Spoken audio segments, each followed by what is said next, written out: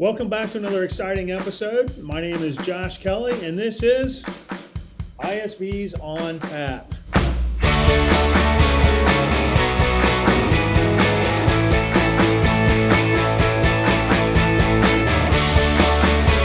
Joining me today is Bill Kelly with ISP Fix. Bill, welcome, and thanks for joining. Thank you so much. Good to be here. I'm excited. Before we get into which beer, and we'll reveal that later in this episode, but when you sent me what you wanted to drink, I was giddy, absolutely giddy over this one. I'm excited. So anyways, for what it's worth, I don't think everybody else is going to be excited as I was about this, but it made me happy. So, all right, Bill, first, let's talk about you for this episode, not how my feelings are towards this beer. So we came in communication a couple months back, and you have a solution for the channel that you and I both think is powerful. So before we get into that, tell us about you. Tell us a little bit about your company and the journey for you to get here, if you don't mind. Sure. I founded ISP about 20 years ago. Prior to that, I played in your space a lot. I worked for a little reseller called Peak Technologies out of the Mid-Atlantic for a while, and then went over to Datavision, then Vertex, and then created ISP based on my experiences with those VARs and, in my opinion, their lack of ability to really base mine this liquid gold or this reoccurring revenue gold, which are service contracts. So we created ISP to help VARs maximize what they've already sold at post-sale value to the hardware they're selling, make sure they stay on the renewals for the OEM support until it runs out. And then we have a second component of ISP where we are the only distributor that I'm aware of third-party maintenance for legacy hardware support.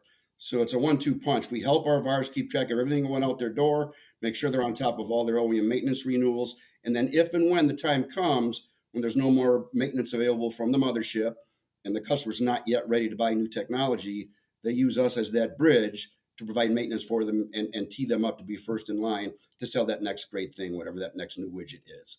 I love how you articulated this, Bill. I've been trying to retell this simple story, and I never get it right. And how you frame this up is it's done wonderfully. You've done a real nice job here.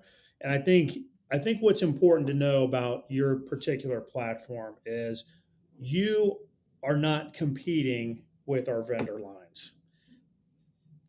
No, absolutely not. No way, shape, or form. We don't sell any hardware. Our job is to make sure that maintenance management is the easiest thing the VAR will ever do. They never look in the rearview mirror to say, hey, I hope this TPM stuff is being delivered properly. But more important than that, I mean, TPM's great. We both make money on that, the VAR and ISP. But the big picture is, guys, for goodness sakes, stay on top of what you already sold. It's the path of least resistance. Make sure we renew those support contracts. We have a little feature in the portal, too, that enables end users to order supplies and stuff. And you know as well as I do, VARs make a lot of money on that, too. So it's all about let's make it easy for you to add more post-sale value to hardware and maintenance you're already selling and solve some business problems for your clients, right? One place to go, the BlueStar VAR, to see everything they bought from that BlueStar VAR. But more important, we arm our VARs to go and say, hey, you know what, guys? I'm a Honeywell Zebra guy. I might not even know what EMC storage is, but I'll cheerfully track it for you, all the OEM maintenance, and I bet you I can save you some money if the time comes where EMC doesn't want to do it anymore, that type of thing. Again, you touched on another point here. So this platform will work on every hardware manufacturer out there, everything, not just what BlueStar is selling. But I think you got in the business in a little bit different space, and then you're making this kind of transition over to here more recently. Is that right? Yeah. So the first several years of ISP, we just focused in the mobility space, right? So we were helping our VARs with Zebra and Printronix and Sato, and back then it was Intermec and Symbol, all those old lines, right? It only took Einstein here about 5 years to figure out that, you know what, I can do the same thing with the server storage and network, quote unquote, big iron, but there's a lot more dollars, right? The service contracts are, many, many times more multiply than a $300 printer contract, if you will. So yeah, once we morphed into that and figured out how to build our network, it was a no-brainer for me coming out of the industry on the mobility space. But I had to kind of figure out, right, who the good TPMs were in the data center and who just had good advertising. So once we figured that out, we were able to replicate and do the same thing we did in auto ID for the data center. And it goes both ways, right? So we have resellers that work in your space primarily, and we have resellers that don't know what a handheld scanner is. But bottom line is we can cross-sell those technologies into each of those VAR sets, and they don't have to buy a part, hire a tech, nothing. Just ask another question. Mr. Customer, we're always going to be your Honeywell expert, but I'm pretty sure you have a problem or you're paying somebody a ton of dough to juggle all these spreadsheets from all these other manufacturers. We'll do that here at your BlueStar VAR for nothing, and I bet we can save you some dough down the line, after the OEM discontinues support. Yes.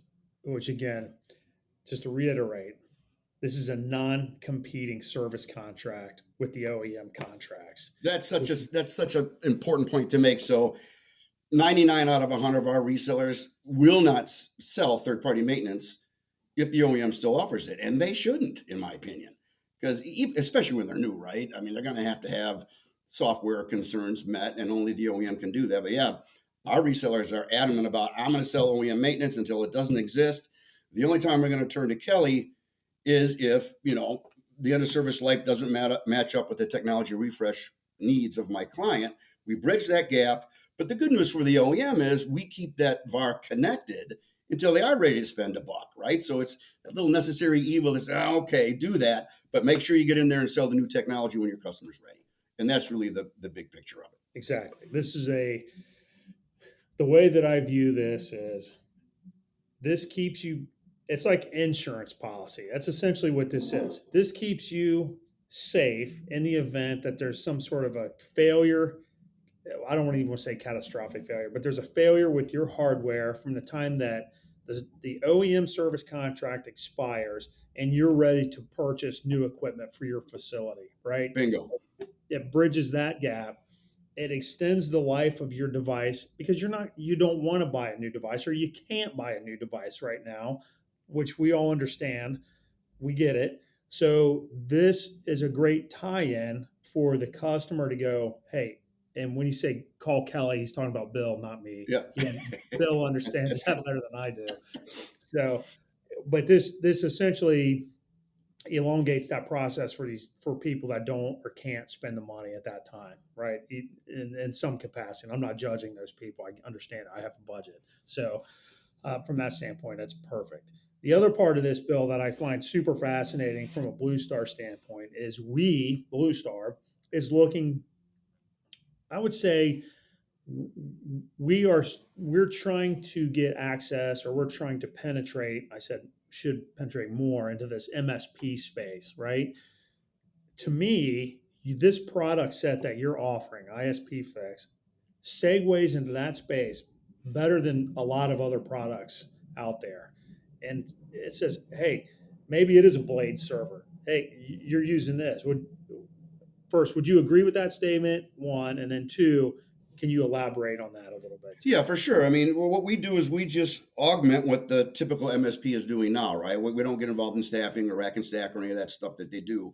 This is just another thing they can put in their toolbox to say, while I'm doing all this other stuff, Mr. Customer, I can also help you organize all the IT assets you have and all the maintenance and advise you as to whether or not, I can support it further down the track. So yeah, MSPs are booming, as you know, and that's a big market for us. I mean, technically, the biggest bang for our buck is the guy that moves a lot of iron, but the MSPs, they're doing this too. They need to add value. They need to expand their value proposition, and maintenance is always going to be a thing, right? And if we can help them renew OEM support, like I said, plug in that bridge when it ends, everybody gets more account control and they solve business problems for their end users. And that's the bottom line. Okay. I think I know the answer to this question too, but I want to ask you, because I want to hear it from you, is tell me who you see your biggest, or what does an ideal customer look like for Bill, Kelly, and ISP Fix? Well, I mean, ideally the bigger the better, right? Because they have more activity. But we have resellers that are several $1 billion. We also have resellers that are $2 million. They all have the same problem. Obviously, the big boys means a lot more activity and a lot more sales, if you will, but we're still solving the same problem. Even at $2, $3, $4, $5 million VAR, they struggle with this. They just got to get a better handle on making sure they base mine what they've already sold, that path of least resistance, and then expand their value prop beyond what they're selling and get a little less myopic and say, hey, I might not know what that is, or I might not sell that, but I can certainly track it for you, Mr. Customer, and I can certainly maintain it for you. So Bill can help you, reseller, Mr. Reseller, Miss Reseller, or Mrs. whatever, from a small shop all the way up to, I will call it an enterprise level VAR and everything in between. So don't feel like you're left on a limb by yourself when it comes to kind of not outdated, end of service life hardware before the refresh happens. Don't feel like you're out there by yourself. There's a solution for you. Uncle Bill, just kidding. It's Bill. Making fun of my age again, Mr. Ryan. But Bill has a solution for you to bridge that gap and help make order out of a chaotic situation of your service contracts currently. Yeah, and one more point on that, Josh, is that the larger VARs and even some of the smaller VARs, they're already trying to do this. They already have some sort of CRM where they're trying to stay on top of this. The key to CloudServe, which is our software platform, is that it's customer facing. So no longer does the end user have to call that highly paid VAR rep and say, what did I buy from you last year, 5 years ago, whatever. They can now access it from the BlueStar website, 7x24, and get that information instantly. So it's a nice housekeeping tool, obviously, for the end user, right? But the VAR obviously now has access to this. They can export contracts. They can move the data any way they want. So it's important to know that even if you have a CRM already, Mr. VAR, we're going to augment that because the portal put up is free. We do it in 1 day, and then forever we're going to give you the gift that keeps on giving. In that, anytime you guys need help, pre or post sale WebExes or Teams meetings, we get on the phone or on these online presentations with our VAR, and I become Bill with BlueStar VAR. Let me show you how this works. Let me show you how to export reports. Really run through the gamut of what the value prop is, so that the VAR doesn't have to learn all the boring stuff that we know about the ins and outs of TPM, blah, blah, blah, blah. So we are a big part of the VAR forever to help them with this. Like I said, all the data uploads, all the web access with clients, we're invisible to the client, pretty much like you guys are, right?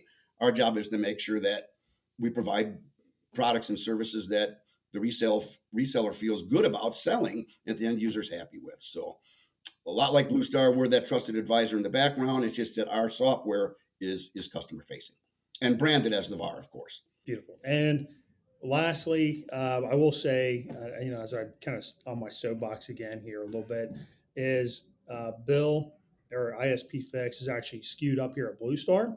So if this is something, this is twofold. One is if you have any questions or need to get in contact with Bill, let us know. We can certainly make an arrangement for you guys to meet. And then two, we can help you get we have the SKU set up so we can get this expedited through the system and purchased whatever pretty quickly. So yes, sir. It should be a smooth, easy process for everybody.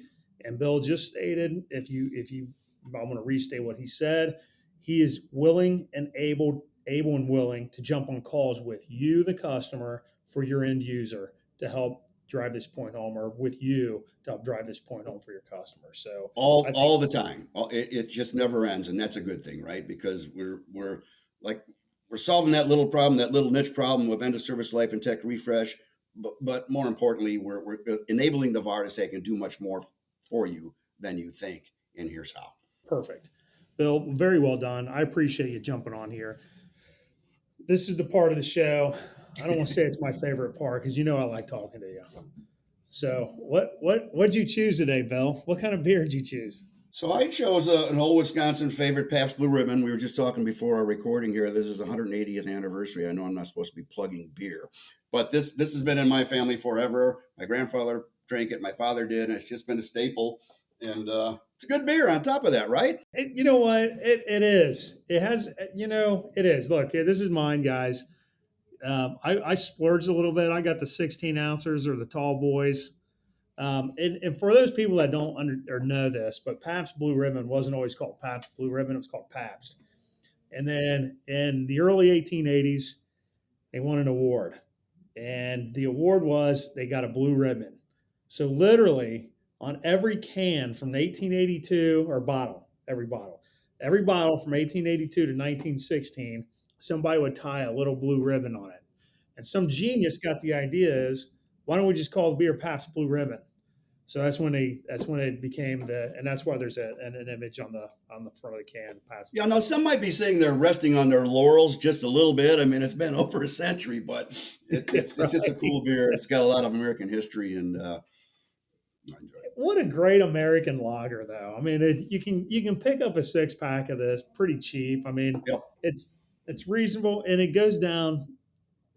If you have any stigmatism, or not a stigmatism, that's an eye disease, but if you have any preconceived notions about Pabst Blue Ribbon, do yourself a favor, get over it, go get some, try it out. I mean, me and Uncle Bill are drinking it. It can't get any better than that. Absolutely, and I'm not even one of the cool kids. Josh might be, but it's a tasty beverage, as they say.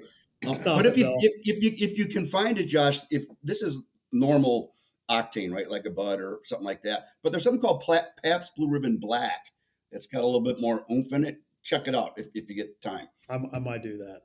Comes in a black can with blue letters. It's pretty good. Yeah. All right. Well, Bill, let me just say, what do they say? Probst in German? That sounds like a German beer. So it's Slancha if you're an Irish guy like me. Yeah, right.